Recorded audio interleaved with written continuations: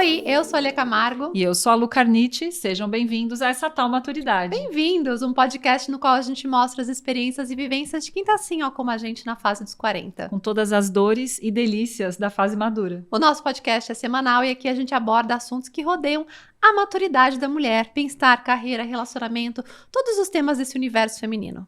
Bom, eu sou a Lu, sou mãe da Ana e do Davi, sou uma controladora em tratamento e amo diálogos sobre longevidade. E agora, aos 40 anos, eu decidi que vou começar a fazer conteúdo, veja só. E também buscar uma vida um pouco mais saudável em meio ao caos urbano. Eu sou a Lê Camargo, eu sou pioneira em criação de conteúdo digital, sou a mãe do Fefe, virginiana raiz, mas adepta sim a algumas boas gambiarras, e tô aqui agora aos 40 aprendendo que o feito é melhor do que o perfeito, e eu convido vocês a explorarem com a gente o que é essa tal maturidade. Quer vir com a gente nessa jornada? Você pode nos acompanhar pelo YouTube e Spotify, além das redes sociais como Instagram e TikTok. A maternidade é uma estrada cheia de curvas inesperadas. Maravilhas e desafios que a gente só descobre quando passa por eles. Cada filho é único e cada experiência é única. E é por isso que a gente convida você, que é mãe, tia, madrinha, avó, madrasta, para essa conversa deliciosa. Até porque, na prática, a parentalidade não se resume e nem deveria se resumir somente às mães.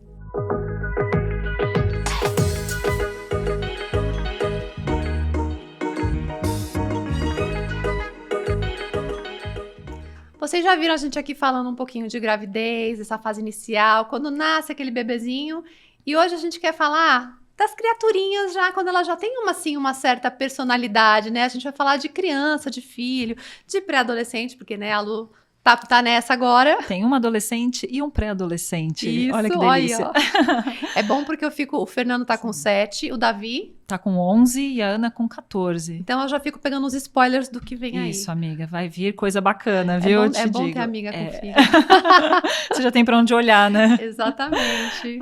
Então, esse episódio a gente vai focar um pouquinho mais na questão da criação, né, dos filhos, de como é sermos mães agora de seres que não dependem mais tanto da gente, né? Como no outro episódio, num dos episódios anteriores, a gente fala um pouco mais sobre gestação, sobre descobrir a gravidez, como foi, né, o puerpério. Agora aqui a gente vai focar nessa surpresa, nessa caixinha de surpresa que chegou pra gente. Isso. E a gente vai abrindo a cada dia um pedacinho. E eles vêm, né, gente? É uma mistura ali que dá de DNA, de personalidade própria, que saem coisas muito legais, muito interessantes. Exato. É uma delícia ter criança pra gente, né, a gente que está agora na maturidade, a gente começa a pensar, a traçar paralelos sobre como foi a nossa infância, como era a infância de antigamente e como é a infância de hoje. Não há como negar que hoje os nossos filhos, netos, né, enfim, sobrinhos, as crianças que estão vivendo, né, os dias de hoje, elas vivem uma outra realidade totalmente diferente da realidade que nós vivemos.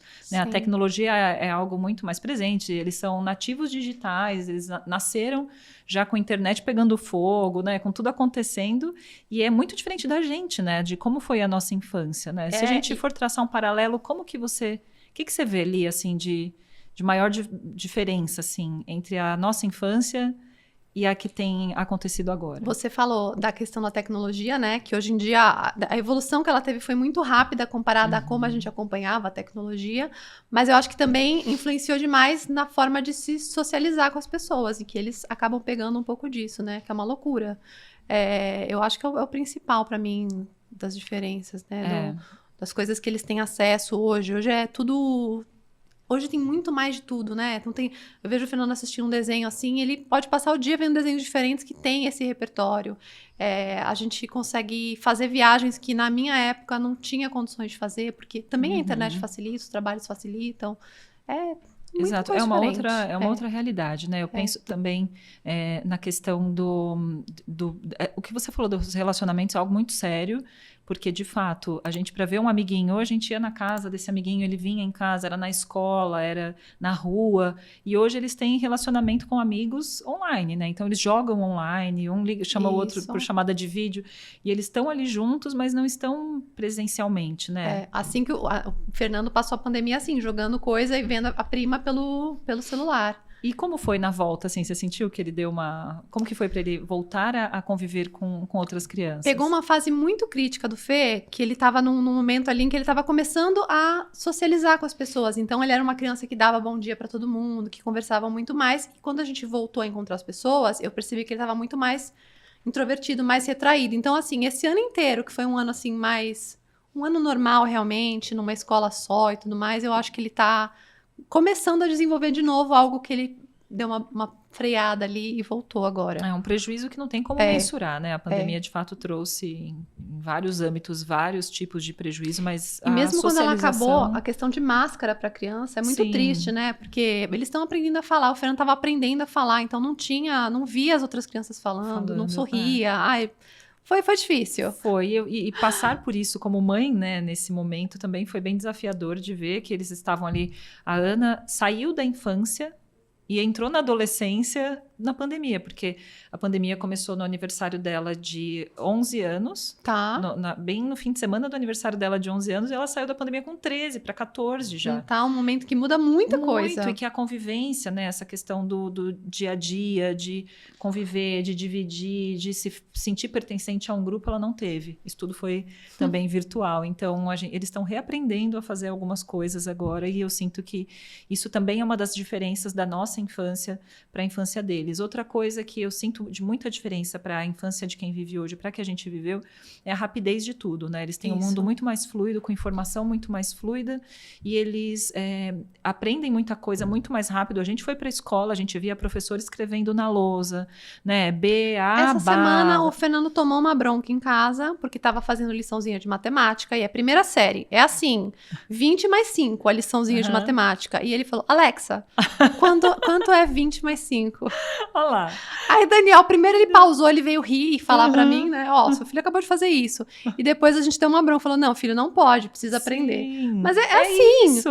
Essa coisa de ir na casa... Eu ia na casa da minha avó buscar Barça, porque minha avó tinha lá a coleção pra poder fazer pesquisa. A gente ia fazer trabalho na biblioteca, com folha de papel ao maço, né? Não existe mais isso, mais sentido, né? O Google já tá na nossa cabeça, a gente já faz conversa indo pesquisar, indo conferir. E pra gente se adaptar a isso levou um tempinho, mas eles são nativos digitais. Eu acho que para eles é muito mais difícil entender como é que a gente vivia sem a internet, né? Mas como vocês faziam pesquisa? A Ana me pergunta direto assim, como você fazia trabalho? Eu falei, a gente pegava o ônibus, ia até a biblioteca municipal, sentava, lia os livros, anotava. Ela, mas que trampo! Combinava por orelhão, ligava para um que tinha bip. Isso, né? Toda essa comunicação não existia, né? Não, da forma que é rápida para eles, além do que a velocidade também da informação e do acesso que eles têm a tudo. Então, por exemplo, a gente eu adorava assistir TV Cultura, e aí tinha aquela seguidinha da tarde, né, que era Mundo da Lua, Mundo de Bigman, Castelo Rá-Tim-Bum, Anos Incríveis. Se eu quisesse assistir só Anos Incríveis, eu tinha que esperar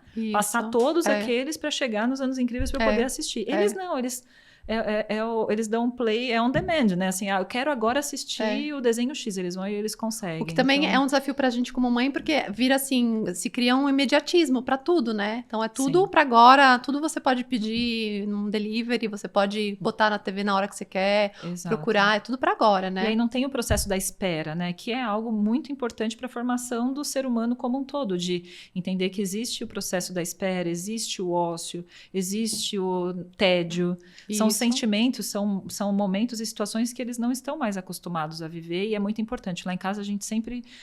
O Davi vem e fala, mas o que eu vou fazer agora? Eu falei, nada, agora você não vai fazer nada. Agora é hora do nada. Agora é hora do à toa. Isso! E isso é muito importante, porque para eles é tudo tão rápido, a informação para eles vem sempre tão rápida, de forma tão rápida, que o tédio, a falta é algo muito importante, né, para o ser humano, para a construção do caráter, para o desenvolvimento pessoal. Isso. E a gente, às vezes, numa tentativa de não deixar aquela criança sentir, né, falta de nada, de ter, né, tudo que for possível.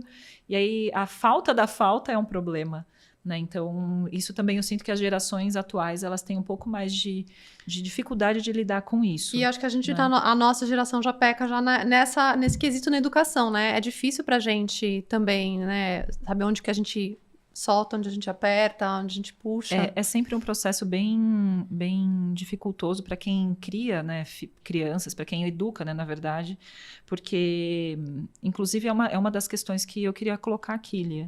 A diferença de criar e educar, é isso que você está falando. Até que ponto a gente aperta, até que ponto a gente libera, como nós podemos atuar também de uma forma mais eficaz, eficiente, né, na criação dessas crianças, seja mãe, seja madrasta, seja tia, seja avó, seja madrinha, enfim. Como que a gente pode atuar de uma forma eficaz, pensando que nós somos responsáveis, adultos, né, responsáveis por educar crianças, porque criar crianças é uma coisa, educar crianças é outra coisa. Então, defina pra gente o que você considera o criar e o educar. No meu ponto de vista, criar, a gente consegue criar, é você alimentar, é você fazer com que aquela pessoa sobreviva, com que aquela criança sobreviva até que ela se torne independente. Então, é prover alimentação, é prover um estudo, é prover uma casa, né? Minimamente que aquela pessoa tenha condições de evoluir. E educar é totalmente diferente, é isso tudo, né? E também você parar e prestar atenção em como aquele ser está se comportando no mundo, quais são as influências internas e externas, como ele está se relacionando com o próximo, como que ele está lidando com sentimentos internos. Então, criar crianças é muito mais fácil do que educar crianças. É um desafio que a gente tem na parentalidade. Que essa preocupação com o desenvolvimento físico, o cognitivo, o social, o emocional, né? Todos os pontinhos ali numa criança, por ser uma fase, porque a infância é uma fase muito crucial para quem ele vai ser quando adulto, né? Exato. Então, acho que aí nessa educação é isso que a gente tá tentando fazer o nosso melhor. Justamente pensando num ponto, Lia, que é um erro de nós, mães e pais e pessoas que criam, né, crianças, olhar para a criança como se ela fosse uma criança. É uma criança, é meu bebê. Não, ele é uma pessoa. A criança, ela é uma pessoa que está em formação, ela está na fase de criança.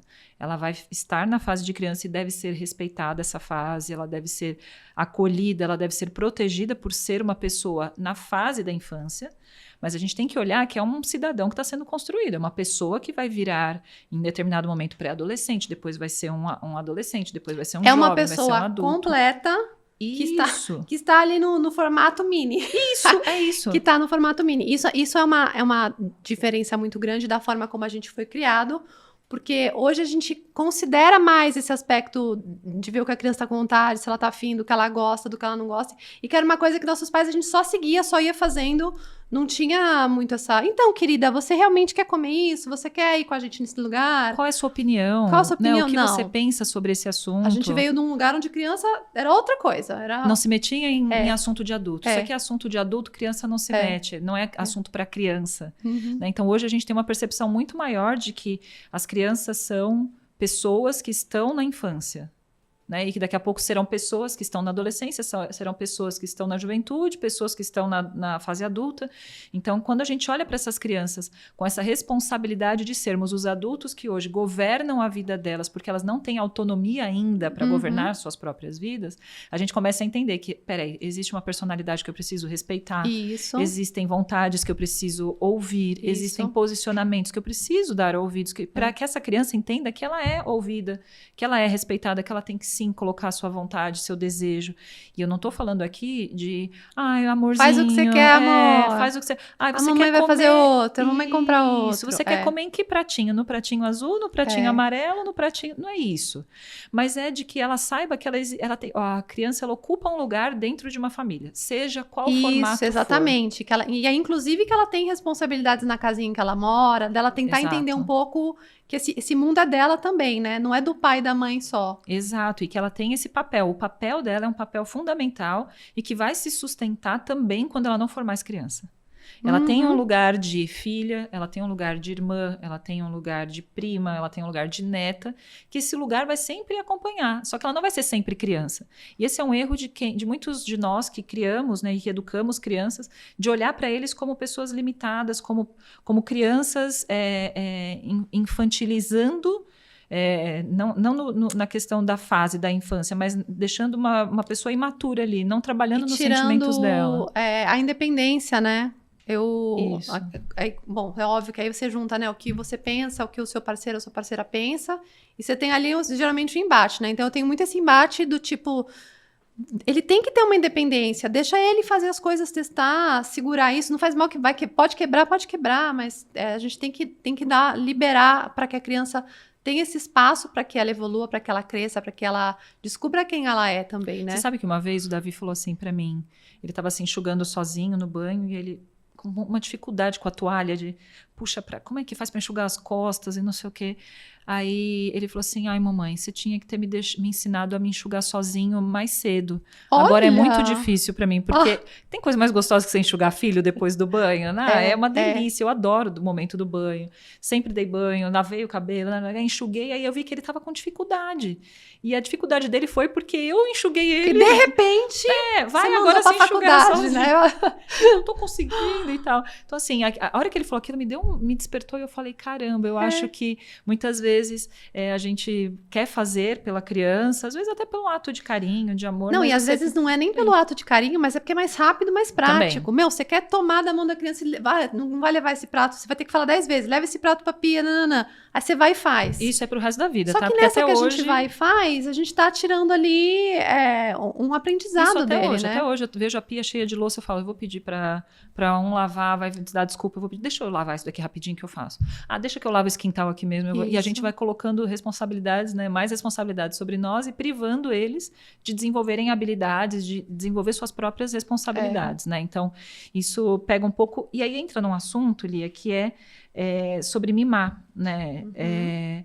Como que a gente faz para não criar crianças e não educar crianças mimadas e, enfim, apáticas? E aí eu penso que o mimar, muita gente hoje associa o mimar com você dá muito colo, você dá muito beijo, você abraça muito, toda vez que ele chora, ele vem para o seu colo, toda vez que você vai e fica... abraçando, você fica acolhendo, tem que deixar a vida dar umas porradas, E eu acho que mimar não é isso. Mimar não está relacionado com o afeto que você dá. Eu acho que mimar uma criança é quando você faz pela criança aquilo que ela mesma podia fazer sozinha. Isso para mim é mimar. Então, justamente, eu vou mimar, ela pode tirar o prato da mesa? Não, deixa que eu tiro. Eu vou esfregar, vou passar a toalhinha, eu enxugo. É tão pequenininho. Isso é mimar. Mas todos esses parâmetros são difíceis de definir, né? Essa própria questão assim, vai dormir na cama da mamãe, mas é só agora que ele pode dormir, só agora, né? É isso. Aí você fica nesse embate do tipo, realmente ele precisa ter a responsabilidade, dormir sozinho, ter o quarto. Mas é só agora que eu tenho essa chance, né? Passa tão rápido. Passa rápido, é uma coisa tão gostosa, né? Eu lembro que eu dormia, adorava dormir no meio da cama do meu pai e da minha mãe. Até hoje é meu lugar preferido, acho que no mundo. E eu dormia e eu sempre ia pra pegar no sono no meio deles. E fiz isso até o dia que eu casei, assim. Eu ia lá no meio deles, aí nós três chorando lá. Você não cabia mais, você vai casar. Amiga, você já era bem grandona. Era bem desse tamanho já. E dormia e vinha, mas é algo que é um vínculo que é pra sempre. E que quando a gente olha isso com um ar de, não vou deixar porque tô mimando. Não é. Carinho não é mimar. Isso. É bem difícil. Você quer fazer a coisa certa para que a criança realmente seja um adulto, né, funcional. Ao mesmo tempo, você quer aproveitar, quer dar amor, quer dar carinho.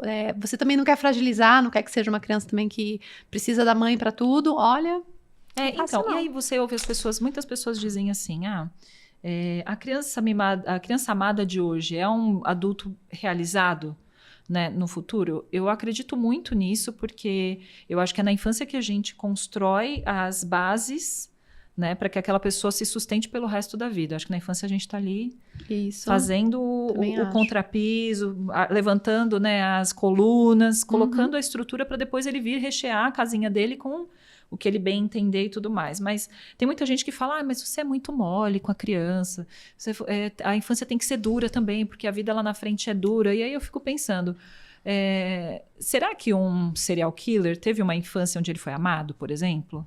Como será que foi a infância de uma pessoa que é um matador em série, de uma pessoa que é uma, sabe, que sai fazendo loucura, de um atirador, de uma galera... Assim, será que se na infância ele tivesse tido uma estrutura mesmo de cuidado, de apoio, de ser ouvido, de ser respeitado, será que talvez o futuro ou dele às vezes, não fosse no diferente? caso assim, extremo, como você citou, na verdade, se ele tivesse uma atenção maior, a mãe tinha percebido ali que estava um parafusinho precisando de um ajuste. E isso é algo que acontece muito, né? Hoje a gente observa muito mais nossos filhos, você não acha? Inclusive na questão de saúde mental, né? Que a gente já falou aqui. Pra quem não assistiu ainda, tem um ótimo episódio sobre saúde mental. Depois desse aqui, você vai lá ver. Isso, que a gente fala muito sobre a importância da nossa saúde mental. E hoje a gente tem essa preocupação com os filhos. Hoje a gente consegue observar nossos filhos, né? A gente vem de uma geração, nós nascemos em 83, né? Somos de uma geração em que não se falava de déficit de atenção. não se falava de transtornos nenhum, pouco se falava de autismo, Isso. né? E todas as outras doenças psíquicas, de ansiedade, depressão, nada disso era falado. Então as crianças eram colocadas muito em lugares de fulano é preguiçoso, ciclano é desatento, não presta atenção em nada. Crianças dos anos 80, todas ou era burro, ou era preguiçoso, ou esquecido, mas não tinha esse diagnóstico. Não eram crianças olhadas, né, na sua singularidade, né? Então hoje a gente fala muito mais sobre isso. Fulano é tagarela, não. Na verdade. Fala demais, é isso. Na verdade, ela tinha... Eu lembro que tinha um amigo que estudava comigo. Fogo. Era isso. Eu tinha um amigo que estudava comigo e que claramente hoje eu entendo que ele tinha déficit de atenção com hiperatividade. Porque ele estava a gente estava ali na sala, ele estava o tempo inteiro mexendo a perna e batendo, e ele tremia e ele não conseguia prestar atenção naquele formato, sabe, quadrado de ensino, de educação. E aí um dia ele começava a dar cambalhota, assim, no meio da sala. Ele saía da carteira dele e ia dando cambalhota na sala. Porque aquilo dentro dele devia ser... Tipo, imagina uma panela de pressão. Como era o nome dele, você lembra? Hã? Você lembra o nome dele? Não lembro o nome dele. Onde quer que você esteja. Eu espero que você esteja bem diagnosticado, porque era muito triste, assim, a gente vê ele dando cambalhota, e ele voltava, ele batia, e a gente sabia que tinha alguma coisa acontecendo, mas ninguém sabia o que era aquilo. Hoje, qualquer mínimo sinal, a gente já presta atenção mais, né, nas nossas crianças, né? Não, e hoje até os professores estão preparados também, né, para ver que tem alguma coisa, para conversar com mãe, para até deixar uma intervenção de psicólogo, participar um pouco da vida escolar. Então, outra coisa. Todo mundo que permeia a criação de crianças, eu espero que aqui a gente tenha nesse público nosso, assistindo esse episódio, não só as mães, mas todo o público que permeia, né, a criação e a educação de crianças, avós, madrinhas, madrastas, professoras. Se você está lembrando aí de uma avó que precisa ouvir e assistir esse episódio, a professora, a sua amiga que é pedagoga, já encaminha o episódio para essa pessoa que convive com crianças aí. E conta pra gente, né? Se você não é mãe, quem que é a criancinha da sua vida aí? Você tem um sobrinho, alguma coisa? Isso. Comenta aí que a gente quer saber a história. E aí, a gente olhando para esse universo todo que engloba, né, que envolve a criança, a gente percebe que esse cuidado de olharmos, né, de usar a nossa maturidade para olhar para essas crianças com um olhar de atenção é algo extremamente importante. Por quê? Muitas vezes os bloqueios que a gente tem e as travas que nos foram colocadas e os nossos medos às vezes nos impedem de olhar para as crianças também com o cuidado que elas merecem. Então, mas eu era criança, quando eu era criança, ninguém, imagina, na minha época não era assim. Que besteira, eu tô aqui, ninguém nunca falou nada. Viva, é o que mais tem, né? Isso, não é? Apanhei e tô aqui, me tornei uma pessoa de bem. Tá, mas quantos traumas você tem, amigão? Como que é a tua relação com a tua mãe, com teu pai? Né? Eu acho que esse ano, Fefe, ele faz... ele tem atendimento com psicóloga, e ele começou a fazer atendimento com a nutricionista, aí eu também passei na nutricionista, e cada pessoa que eu vou conversar sobre ele, eu acabo falando, então, porque quando eu era criança, tinha uma cinta aqui pra eu comer uma sopa de grão de bico, que é um trauma meu, né? E aí não tem jeito, assim, essas coisas ficam pra você, e você começa a enxergar até algumas coisas. Você consegue até entender um pouco do seu comportamento de criança, observando seu filho e pensando, acho que eu era assim. Eu acho que foi aí que a minha mãe botou a cinta em cima da mesa. Porque, né? Não, porque tem hora que a nossa paciência é testada, né? Não tem jeito. Tem. Isso que você tá falando de olhar para você e voltar e falar, nossa, isso eu fazia, isso eu era assim, foi o que aconteceu, foi assim que a gente descobriu o déficit de atenção da Ana. A Ana hoje tem 14 anos, mas quando ela tinha uns 2 anos, 2 para 3 anos, a Ana nunca foi aquela criança que sentou para brincar. Ela estava brincando de massinha, daqui a pouco a massinha já estava em cima da pia, ela já estava fazendo outra coisa. Ela nunca brincou de boneca, não era aquela coisa de, mamãe, filhinha, historinha. Ela não entrava no lúdico. O negócio dela era massinha, e correr, e bola e tal. Ela nunca foi de sentar, né, de prestar atenção em algo. Ela estava sempre espalhada em muitas brincadeiras, em muitos brinquedos, e muito criativa. A Ana extremamente criativa. Aí, com 6 anos que ela começou a escrever, foi alfabetizada, né, de 5 para 6, e eu via que umas letrinhas não vinham. Na hora de copiar da lousa faltavam algumas sílabas, e aí eu comecei a ver que tinha algumas coisas que estavam me levando para o déficit de atenção. O Lê, ele tem déficit de atenção, meu marido, Leandro, meu marido, tem déficit de atenção, não foi diagnosticado na infância, mas sofreu todos os problemas da infância, desse de, é burro, não sabe escrever, não sabe ler, não consegue, então assim, ele sempre foi nessa foi levado para esse lugar da criança que era incapaz, né? Isso, para eles conseguir superar, foi algo bastante desafiador. E aí eu comecei a ver isso na Ana, e a professora falou, olha, ela tá copiando tá faltando sílaba. A gente vê que ela conversa a aula inteira. A confirmação que faltava, né? Porque aí a professora tem esse panorama de muitas crianças, né? Que a gente, como mãe, a gente fica assim, mas será que é normal? Será que é a visão? Será que ela tá enxergando, não tá? E ela falou, ela conversa muito, ela dispersa muito na sala. E aí a gente foi fazer o diagnóstico, nós procuramos uma neuropsicóloga que fez todos os testes e veio mesmo com o diagnóstico de déficit de atenção. Do tipo desatento, a Ana não é hiperativa, ela é do tipo desatento, que é aquele que distrai com qualquer coisinha. A gente tá aqui conversando, se tem alguém batendo o dedo na mesa, alguém clicando na caneta, ela já foi. Ela saiu daqui e tá com atenção em outro lugar. Isso, e ela vem também com uma questão no processamento auditivo central, né, de observar barulhos de fundo, então qualquer barulho de fundo tira a atenção dela, ela teve que fazer um tratamento em cabine. Você teve algum choque, assim, do tipo de ficar triste, de ficar preocupada, de se preocupar com o futuro e tal, ou ok, já esperava, foi assim? Eu não fiquei porque foi um processo que levou alguns anos, assim, até a gente fechar o diagnóstico, até ter clareza, foi dos 6 até os 8 anos dela, então foi algo que eu fui trabalhando muito bem dentro de mim e me entender como uma mãe neuroatípica, porque é óbvio que existem situações que exigem muito mais, que são situações muito mais complexas, de outros tipos de transtornos, de outras crianças, mas a criança neuroatípica do déficit de atenção, ela tem muitas especificidades que se a gente não tomar muito cuidado e muita atenção, a gente pode acabar trazendo feridas muito grandes na vida da criança, porque ela é fora do padrão daquilo que todas as outras crianças que são típicas, como elas conduzem as coisas. Então, a Ana nunca vai conseguir sentar e ler um livro tipo, de uma vez. Ela tem que parar. E ela já sabe agora, né, que ela tem que fazer a pausa dela, que ela estuda 20 minutos, para 5. Ela foi deve construindo. Ser assim, pro Leandro deve ser tipo... Porque ela, pelo menos, está tendo essa preparação e esse entendimento dela mesma agora, ainda na fase de pré-adolescente e adolescente, né? Agora ele que descobriu na fase adulta, Ele confirmou, a gente já sabia que tinha algo, né, que provavelmente era déficit de atenção, mas ele teve certeza nas sessões dela. Então, quando a neuro falava, olha, isso é assim, ela age dessa forma por causa disso, ele foi se enxergando, ele chorava nas sessões, porque ele falou, sou eu, isso que você está falando é o que eu passei. Só que a gente está instrumentalizando a Ana para que ela possa ser uma criança como ela foi, uma adolescente como ela tem sido e uma adulta como ela vai ser, com os instrumentos que ela precisa para ser autônoma, para lidar com o déficit de atenção, porque é uma condição que vai ser para sempre. Isso. Então, a gente vem dando todo o respaldo que a gente pode para que ela possa ter essa autonomia, entendendo que ela é uma pessoa com déficit de atenção. Isso é algo que eu vejo muitos pais negligenciando para os filhos ainda hoje. Mas é assim... ela tem realmente... qual é a palavra? Não é vantagem, Privilégio. Um privilégio, né, Lu? Porque né, quando a gente pega e pensa no Brasil, em todas as crianças e tudo mais, realmente... Um pai e uma mãe que conseguem ter esse tato de estar observando, de estar percebendo as coisas, as diferenças... e que às vezes não se deixa até levar, tirou nota ruim e já desconta mesmo nos dias de hoje, né? Sim. E aí, por exemplo, a própria questão de uma avaliação neuropsicológica, agora eu estou pesquisando para o Fernando, né? É caro, o negócio não é muito acessível, né? Não é algo que, de fato, é do alto do nosso privilégio de poder proporcionar isso para a Ana e ter percebido.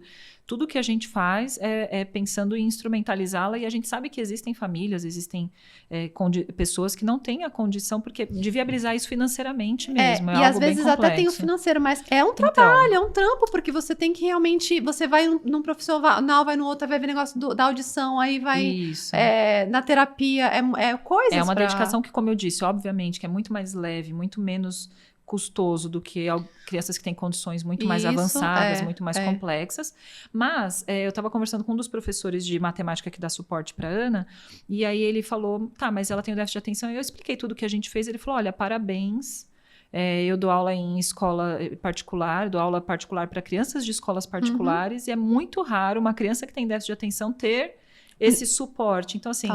a gente entende a escassez, né, do sistema educacional e de saúde do Brasil e todas essas condições que não permitem que todas as crianças que têm déficit de atenção, que tenham acesso ao tratamento e a tudo que elas precisam, e isso é algo mesmo que a gente entende que é um privilégio. Mas vejo também que na nossa bolha, né, das pessoas que conseguem ter acesso, que têm um plano de saúde, que tem minimamente, também tem muito preconceito dos pais de olhar e falar, não, meu filho não tem nada. Ou então, isso que daqui a pouco passa, né? É assim mesmo, eu era assim. Mas eu também era assim quando eu era passa, criança. Né? Então, ele também vai ter que ser assim. Então, eu acho que o diagnóstico, se você tem condição, se você percebe na sua rede de crianças que você convive, seus filhos, enfim, as crianças que estão aí por perto de você, se você percebe que tem qualquer tipo de desvio de conduta, de desvio comportamental, de questões emocionais também, se você tem acesso, se essa criança tem acesso a um convênio ou mesmo a rede de saúde pública, mas se existe essa condição, eu acho que a criança ela tem que ser sim cuidada e levada à busca de diagnóstico, à busca de observação. Pelo menos né? assim, a partir do momento que você entende, né, o que implica ter um TDAH, a hiperatividade, o autismo, se você entender pelo menos, né, o que está dentro desse pacote, você mesmo vai saber, pelo menos, lidar com o seu filho e instruir o seu filho minimamente, né, para que ele conviva em sociedade e ele se entenda, né, como é uma criança capaz, inteligente, mas que tem alguns detalhes diferentes ali, E é um né? assunto que tem que ser amplamente discutido, porque pode ser que o seu filho, o seu sobrinho, o seu enteado, enfim, não tenha nenhuma dessas condições, mas convive com crianças que têm. Então, saber conviver com crianças neuroatípicas também é algo que precisa ser conversado em casa, precisa ser conversado em família. Eu lembro que uma vez o Davi chegou muito chateado em casa, porque uma amiguinha da escola que tem uma condição, né, ela é neurodiversa, enfim, e ela não tem muito controle do que ela faz, do que ela fala, e ela pegou o pincelzinho e pintou a blusa do Davi. Juro pra você, juro, hoje é quarta-feira. Ontem a psicóloga do Fernando foi na escola dele e ela contou a mesma história pra mim. O Fernando, ele não, eu já cansei de explicar, ele também tem uma amiguinha que é neuroatípica, e ele não consegue entender que ela precisa de mais ajuda das crianças mesmo, né? Isso. Que ela não faz de propósito. Convivência, não é de propósito. E explicando isso, como explicar, né? Esse dia que o Davi chegou, foi nessa condição. Ele chegou muito chateado, ele falou, olha o que ela fez, não sei o quê. Eu falei, filho, deixa a mãe te explicar uma coisa. A sua amiguinha, ela não tem todo o domínio do corpo dela, e nem da mente dela, e nem das emoções dela, como você tem. Você consegue falar, eu quero pegar isso e colocar aqui. Ela não consegue. Então, você tem que entender que ela precisa de um outro tempo. Ela não queria deixar você chateado. Isso, ela não fez por querer, ela gosta muito de você. Eu vou explicando. Então, hoje, ele já entende, óbvio, ele já tá bem maior, né? E era em outra sala que ele estudava, em outra escola, mas ele hoje já entende que existem crianças que têm condições diferentes da dele. E que isso não os torna melhores, não os torna piores, eles são todos iguais e que cada um tem que respeitar seu limite, sua condição. Eu exemplifiquei para a Ana, quando a Ana tem total consciência da condição dela. Desde o começo, com nome e sobrenome. Ana, você tem o transtorno do déficit de atenção e a desatenção, que causa isso, que causa aquilo. Você está indo na psicóloga por causa disso. Você está fazendo esse controle por causa daquilo. É para ela saber o que está acontecendo com ela, para não ficar assim, tipo, vendida. O que eu estou fazendo aqui? Não sei, né, o que estou fazendo. E eu acho que é rico até para os colegas dela entenderem que ela use, que ela conte isso, que ela tenha esse... Olha, tenho esse aqui é a nomenclatura do que eu tenho, para que os colegas dela mesmo aprendam a conviver, né? Isso, para saber para respeitar também, né? Porque, por exemplo, ela tem dias que, se ela tá fazendo a prova, por exemplo, numa sala de aula que tá muito barulho, que tá tudo... Para ela aquilo é complexo, né? É difícil, é o que ela tá vivendo hoje, né?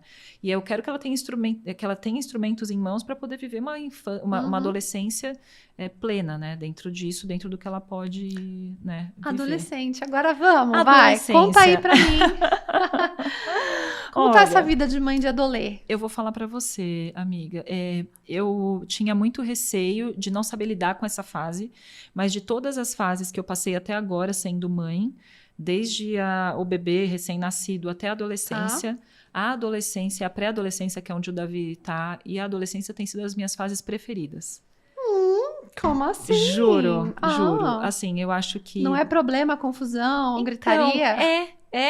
E se a gente ficar reforçando isso na cabeça deles, de aborrecente, você, como é chato, como você fica muito chato, como você não sei o que, já é uma fase difícil de viver, todos nós fomos adolescentes, todos nós passamos pela Isso. adolescência, a gente sabe como é uma fase já pesada, emocionalmente. É a loucura hormonal acontecendo ali, a sua cabeça, seu corpo, tudo mudando mesmo. Tudo ao mesmo E tempo. fora essa sensação, né, de que você tá deixando de ser criança, chegando mais perto da fase adulta, que mexe com tudo. Então, passar pela adolescência já é pesado, já é puxado, emocionalmente, fisicamente, hormonalmente, de todas as formas. A sociedade já te olha como um ser problemático, que vai causar, rebelde, que incapaz, que não é nem criança, não é nem adulto, tal. Se você chegar e dentro de casa, seu pai ainda já, você é aborrecente, você é chatão.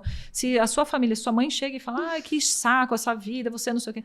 Se a gente tornar mais pesado, que já é difícil de passar, eu penso por esse aspecto, eu tento deixar o mais leve que eu posso, lógico, não sou perfeita, estou longe de ser perfeita, surto, tem hora que surto, tem hora que é tiro, porrada e bomba, mas sempre tentando trazer para essa fase um pouco mais de frescor. Não é uma fase fácil de se passar, é uma fase onde muitas pessoas desenvolvem o início, né, de algumas doenças psicológicas, algumas doenças psiquiátricas. É um momento em que, se nós que somos pais, que ainda governamos, né, pais, tutores, enfim, que ainda governamos uma parte da vida dessas crianças, se a gente também trouxer esse peso do aborrecência, que chato, que não sei o quê, eu acho que a gente... Mas assim, amiga, fica mais chato mesmo. Dá uns surtos, assim. Fica. Dá uns surtos, umas coisas. Porque é muito emocional. Então, assim, são os hormônios evoluindo. Você não é mais criança, mas você também não é adulto. Quero fazer as coisas sozinha, mas ainda devo satisfação. Eu trabalhei alguns anos na Capricho, né? Que é uma revista adolescente. Então, assim, era muito engraçado, porque era tudo muito intenso. Era sempre assim, eu amo, eu odeio. Isso, não existia assim, legal, tá bom. Não, era tudo assim, no extremo, no choro, na alegria, no choro de alegria, no choro de tristeza. Então, tô perguntando aqui, mas eu sei que realmente... Como que foi a sua adolescência? A minha adolescência, cara, eu acho que eu morava muito longe da escola, né? Na verdade, foi muito sofrida, porque eu tinha que pegar muito ônibus pra ir pra escola e tudo mais, e eu perdia toda a parte social. Então, assim, as minhas amigas se uniam, se juntavam na casa de uma para fazer trabalho. Aí eu não podia ir, porque eu morava muito longe. Não saía, vai ter festinha, eu já não tem como ir. Como é que eu vou? Tipo, a Lia não vai, nem chama que ela não vai. Com 14 aqui, como que eu vou chegar lá do outro lado? Não dá. Então, assim, eu acho que eu fui mais retraída. Foi aí que eu descobri, comecei a fazer site, né? Me joguei ali no computador. Não tive uma adolescência muito ativa nesse sentido. Minha mãe passou uns trabalhinhos com o menino, né? Tive lá uns namoradinhos, dei uns trabalhinhos pra mãe, mas acho que foi ok. Mas nada assim, não, né? Nada eu acho demais. que eu também, a minha adolescência foi uma adolescência tranquila, eu era do time deixa disso, sabe? Não era muito de dar trabalho nesse sentido de sair, de chegar tarde, bebida, droga, essas coisas. Sempre fui meio careta nesse sentido. Gostava, assim, de sair para dançar, adorava sair para dançar, sempre dava minhas escapadinhas. Matinê pra uma matinê. Isso, era. Então, mas, assim, meu pai me levava, depois ele ia me buscar. Então, assim, a minha adolescência também foi mais uma adolescência romântica, eu acho. O seu irmão tem quantos anos a menos que você? Meu irmão tem 1 ano e 10. Então, vocês faziam coisas juntos? Vocês foram adolescentes juntos? Nós fomos adolescentes juntos, da gente ter mais ou menos os mesmos amigos, ou dos nossos amigos, meus amigos terem irmãos na fase dele também. Então, a gente saía sempre, né, em turma, e a gente viveu muito a nossa adolescência em conjunto. Legal, então, eu tinha meu parceiro de crime ali, ele é meu parceiro de crime até hoje, inclusive, porque a gente trabalha juntos, né? Estamos ao mesmo tempo que um cuida do outro, um não conta o segredo do outro. É isso, era tipo... não conta pra mãe. E se de dia a gente briga, à noite a gente se ama, literalmente. Era uma coisa assim, vamos fazer juntos as coisas, né? Um dando cobertura pro outro. Mas também muito puxão de cabelo, né? Saindo daqui a no pouquinho tapa. A Davi vai pegar uma fasezinha da Ana, hein? E a gente já tá isso agora, porque a Ana tem 14, o Davi tem 11, né? E aí eles estão nessa fase, assim, de que ela já, ele é criança, crianças, né? Ela já virando o olho, como ele pode com essas coisas. E ele já, pra ele, ela já é tipo, uau, máximo. Ana. Esses dias a gente tava jantando, aí ele pegou na mão dela, assim, na mesa, e fez, Ana. Aí ela, que é? Aí ele, te amo. Aí ela, obrigado. Eu também te amo. Falou, então tá. Aí o olho dele encheu de lágrimas. Eu falei, o que foi, Davi? Que bonitinho. Aí ele, faltam 1000 dias pra ela ir pra faculdade. Ele tá contando, assim, sabe? Que ela vai... o que vai acontecer. Ai, meu Deus. Mas assim, a adolescência, que eu tenho vivido aqui, agora falando da minha experiência de mãe, né, de adolescente, eu já tinha vivido um pouquinho da experiência sendo tia, né, das minhas sobrinhas lindas, que hoje já são adultas, mas nada é como estar aqui no lugar de responsável mesmo. Então, o que eu me pego muito é pensando comigo mesmo, e no episódio passado, não, no retrasado, eu falei que eu tenho criado um momento, que é o episódio sobre saúde mental, muito importante. Quem não assistiu ainda, corre para assistir. Eu estava falando sobre criar uns momentos meus de reflexão. E esses dias eu estava mesmo deitada na cama, refletindo, pensando. Até que ponto eu estou indo... Eu puxo demais, sabe? Até que ponto eu estou sendo liberal demais? Será que eu precisava falar um pouco mais de não? Mas será que se eu falar muito não, será que eu não estou cortando, podando oportunidades que ela não vai ter depois? Então, é muito complexo. Eu gosto muito de conversar com amigas que também vivem as experiências e que, né, têm filhos para ver mesmo. Mas como você faz quando faz isso? Mas aí você fez o quê? Você grita, você fica doida, manda de castigo, não? Então, isso, e também tem essas nuances, né? Em casa a gente tem um combinado, Lei e eu, a gente decidiu que a gente não ia, de forma alguma, corrigir os nossos filhos com correção física, né? Isso. De bater ou beliscão e nada do tipo. Então, desde que a gente casou com esse acordo de que não teríamos nenhum tipo de intervenção física nas crianças, porque a gente não acredita que uma intervenção física que cause dor vai corrigir qualquer problema que seja. Né? A gente acredita muito no diálogo. E aí... Eu tenho uma intervenção assim que funciona. Não sei até quantos anos eu rezo. É assim, ó, vou contar até 3. Cara, eu não sei o que ele pensa que vai acontecer no 3, juro. Ele corre, ele faz... É o limite. Eu guardo, assim, para momentos especiais que o Fernando não tá obedecendo. E aí eu solto. Olha, é o seguinte, vai escovar o dente, eu vou contar até 3. Ah, eu vou... Você viu o que você fez? Sabe aquele meme? Acho que até um filtro do Instagram que você tá filmando assim e daqui a pouco explode uma bomba, assim. Acho que na cabeça dele é isso, cara, né? No 3 eu não sei o que ele acha que vai acontecer, porque nunca cheguei no 3, né? Mas assim, funciona, olha. Mas assim, tem estratégias como essa, tem as estratégias da conversa. Tem várias estratégias, você não precisa chegar na intervenção física, que, né, no meu ponto de vista, é algo que não corrige nada, só atrapalha. E é uma violência, né? É um crime, não é mais assim. Porque não dá pra gente chegar naquele, mas eu apanhei e tô aqui. Tá, mas quantos são seus traumas? Quais são suas dores? Quando você lembra do momento que a minha mãe colocou apanhou, a cinta aí, que me fez comer a sentia? sopinha de grão de bico. Olha só... de grão de bico. Mas são coisas que a gente não repete com os nossos filhos, né? Então, lá em casa a gente é muito aberto ao diálogo.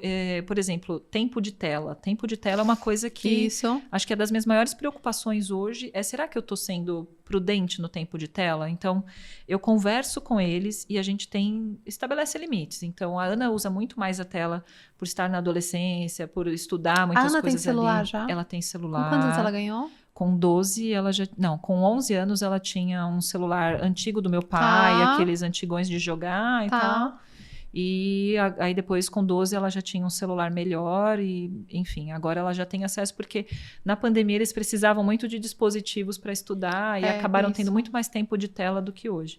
Mas a gente tenta ir na conversa. Quanto ao tempo de tela, a minha maior preocupação nós não vivemos infância e adolescência com tela, então eu não sei até que ponto a gente está indo demais, de deixar de liberar demais, ou a gente está cortando algo que é a realidade. A realidade é que as telas estão aqui para a gente trabalhar, estão para a gente se divertir e tudo mais. Mas eu tento sempre trazer eles para a reflexão. Então, eu não ponho, por exemplo, um timer no celular do Davi ou no celular da Ana. Você nunca colocou? Não, porque eu quero que eles tenham a consciência, eu converso com eles, e aí eu falo, olha, você começou a usar agora, então para e pensa, reflete, de vez em quando para e fala, peraí, há quanto tempo eu estou... E funciona. E funciona. Eles têm essa consciência, porque de vez em quando eu preciso, mas agora eles têm essa consciência. De vez em quando eu tenho que falar, Davi, que horas você começou mesmo? Lembra? Que horas que você começou a jogar? Era 11 horas. E que horas são agora? O que você acha? Eu devolvo para ele refletir. Nesse sentido, o Fê, assim, as reflexões que ele já faz, por exemplo, que é mais uma discussão entre eu e o pai, né? Que o pai acha que, liberou, jogar joguinho horas. E eu acho que não. Então, quando a gente foi fazer uma viagem, a gente fez uma viagem para Disney, nos 2 primeiros dias o Fernando estava apático, estava cansado, claro, tinha pego avião, etc, estava fazendo algo muito fora da rotina, Mas assim, falava de jogo. Você começava a falar com ele, ele lembrava do jogo. Porque o Minecraft, só falava disso. O Aí eu repertório dele, falava né? isso pra ele, falava, Fernando, enquanto você não parar de falar em Minecraft, você não vai jogar mais. Quando você voltar para o Brasil, não tem mais Minecraft. E com isso ele começou a perceber que realmente, né, mãe, estou realmente só fala disso, né? Então a gente tem um pouco nesse sentido. Ou mesmo jogar antes de dormir, aí tem pesadelo, no dia seguinte conversa, tá vendo? O que a mamãe fala? Hora de dormir? Hora de ler um gibi, de conversar, de ficar tranquilo, porque influencia nos sonhos, porque você fica agitado. Então, nesse sentido, ele já começa a perceber uma influência que não é legal para ele. Mas daí dele perceber que para ele mesmo, desligar né, o joguinho e falar, acho que deu aqui, não. Para ele mesmo ser, né? Isso eu acho que é algo que é treinável. Hoje o Davi e a Ana estão nessa condição que eles conseguem observar.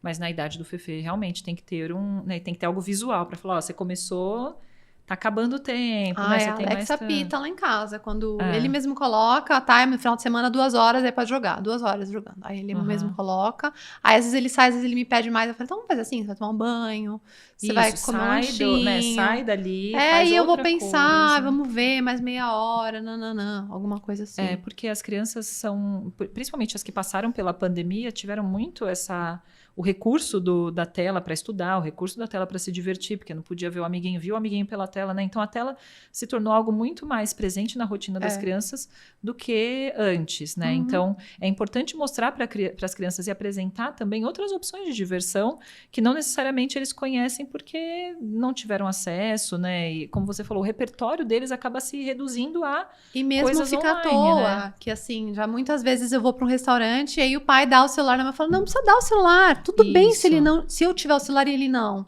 Às vezes eu tô resolvendo alguma coisa de trabalho, é uma coisa, agora a criança fica à toa, pode ficar à toa. Vai ficar olhando para o ambiente, vai desenhar, tem kitzinho de pintar. Lembra quando a gente ia em restaurante com os nossos pais, tinha aquela toalha, tem até hoje, né? Mas aquela toalha de papel vegetal, e a gente ficava ali desenhando, não era...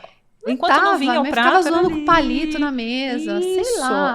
Isso é necessário para o cérebro. O cérebro precisa do momento do ócio. E as crianças de hoje, elas não conhecem, não sabem o que é ócio. Até conversar também. Então, eu falo muito isso. Você vai para o médico, vocês vão ficar na fila esperando. Conversa. Vocês vão desenvolver uma conversa.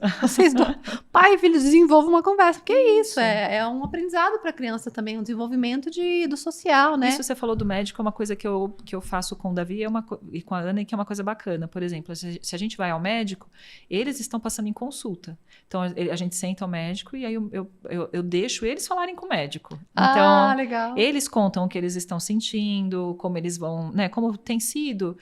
Por exemplo, a gente vai na pediatra e fala, e aí, como é que você tá? Eu tô assim, eu tenho sentido isso, aquilo. Eu tô ali. Porque a hora que ela fala, como que tá sendo a alimentação? Como tá tudo bem. Eu falei, então, não. Faltou o quê? Eu só entro ali e falo, e a água, que não bebe água. Pensa melhor. E não sei o quê. Mas eu deixo eles falarem, porque assim, eu não vou estar na frente e junto com eles pro resto da vida quando eles estiverem mais velhos, eu não vou estar no médico junto com eles, eu não vou estar num trabalho onde eles vão trabalhar. É isso que eu uso. O Lei e eu, a gente tenta muito trazer para as crianças a consciência de que o que eles estão vivendo hoje dentro de casa, na escola, é o que está preparando eles para a vida adulta. Então, tá com dor de cabeça, eu não vou para a escola. Tô gripada, eu não vou para a escola. Tô com dor de barriga, eu não vou para a escola. Não, vai. Em casa vai. Se você estiver muito doente, obviamente que não vai. Isso. Mas você tendo condições de ir, você vai. Porque quando você estiver trabalhando, você vai ter que trabalhar com dor de cabeça. Você vai ter que trabalhar com gripe. Você vai ter que trabalhar com dor de barriga. Comecei esse podcast com dor de cabeça, vocês nem perceberam. Tomei um remedinho ali, ó. Passei um desodorante, tomei um já passou. Já passou, É justamente isso. Porque a vida adulta, a infância, ela é uma idade, um momento que precisa ser muito preservado. Nós temos que ser guardiões da inocência. Isso. Guardiões nutrir, proteger, orientar. Isso. Essa é a nossa função. Essa como é a nossa cuidador. Função. Seja qual for o nosso papel, né? Com que tipo de criança que a gente estiver perto da gente. Mas a gente tem que observar aquele ser como um ser completo que vai deixar de ser criança em algum momento, né? Então, desenvolver e educar para a autonomia. Eu acho que esse é o maior desafio hoje da infância. Só que no nosso caso, aqui no nosso lugar de fala, somos mães. E como que a gente vai lidar com a culpa? De se a gente tá fazendo, se não tá fazendo, se vai, se não O que vai. dá, a gente põe tudo na gente, né? Então, se dá certo, não, ok, não fez mais que obrigação. Se dá errado, né? O Fernando teve uma cárie essa semana. Primeira cárie. Aí já ficou, ai, foi a escova de dente que eu comprei, eu não escovei direito, não ensinei, não revisei todas as vezes, né? Não contei até 3 o suficiente. Suficiente essa crise, assim, eu tô nessa culpa da cárie, mas é isso. E você acha que culpa é algo que é muito mais inerente à mãe, assim? Do que... Querida. Como que é a sua visão sobre isso? No meu caso, somente eu tenho culpa. A outra pessoa não está preocupada com nada. Com nada. Eu acho que a mulher já traz isso, né? A gente se sente responsável por muita coisa e nós somos, de fato, responsáveis por muita coisa. Você e eu temos essa característica do controle, de sermos controladoras, então também já, a culpa já dá mais uma carguinha aqui, né? O que era para ser pesado se torna mais ainda. E eu acredito que a culpa é algo que já vem instalado com a mãe, com a maternidade. A hora que a gente se torna mãe, a culpa já vem junto e a gente precisa aprender a lidar com ela para que ela não seja algo tão pesaroso que a gente não consiga desfrutar da delícia que é ser mãe, porque assim, a gente é a melhor mãe que a gente pode ser. A gente faz o melhor com o que a gente tem em mãos ali, né? É isso mesmo. A gente faz o melhor, assim, toda vez também que eu penso em alguma coisa que os meus pais, eu acho que eles erraram um pouco, a gente pensa, né? Eles fizeram o melhor que os pais deles deram para eles, né? Então, a cada geração, a gente vai ajustando e corrigindo algumas coisas que a gente acha que não foram muito legais e dá o melhor que pode. Então, os nossos filhos, se forem pais, serão melhores do que a gente foi, né? Isso, porque com certeza a gente tá errando bastante. A gente dá o que a gente pode, né? Pelo que a gente recebeu e o que a gente desenvolveu. É o que é possível hoje. Acho que o grande desafio da parentalidade, né? Sendo mãe, sendo pai, madrinha, madrasta,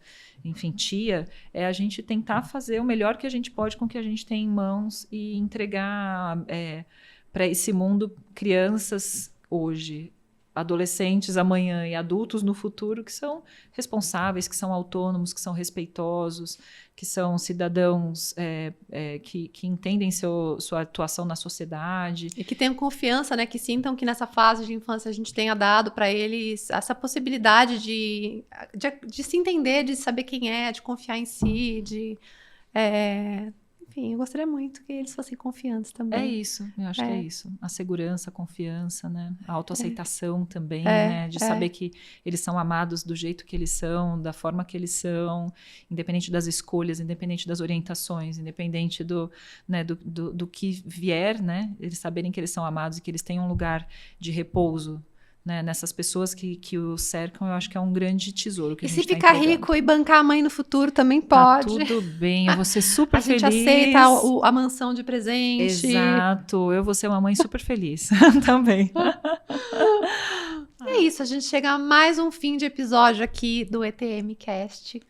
Conta pra gente se você aí tem uma criança na sua vida, o que ela é, qual que é o nome, qual a idade, a gente quer saber esses detalhes bem assim de amiguinha. É isso, a gente quer saber se você é mãe, madrinha, tia, madrasta, vó, se é vizinha, se você é amiga, conta pra gente como é a sua relação com crianças e se o que a gente comentou aqui, se tudo isso que a gente debateu fez sentido pra você também. A gente quer entender se a parentalidade, se criar crianças e educar crianças de uma forma mais consciente para o mundo é um assunto que te interessa também. Se você curtiu o vídeo, deixa um like, se inscreve aqui no canal, ativa o sininho para não perder o nosso próximo episódio, que é o último da temporada e vai estar muito legal, muito especial. E a gente espera que você continue por aqui. É isso, a gente vai falar nesse próximo episódio sobre o amor na amizade, que é o motivo pelo qual a gente está aqui juntas, amigas, né? Falando sobre isso. Chega de falar de criança, de homem, agora a gente vai falar de outras mulheres, de amigas. Um beijo para vocês. E até a próxima. Esperamos por vocês. Tchau. Tchau.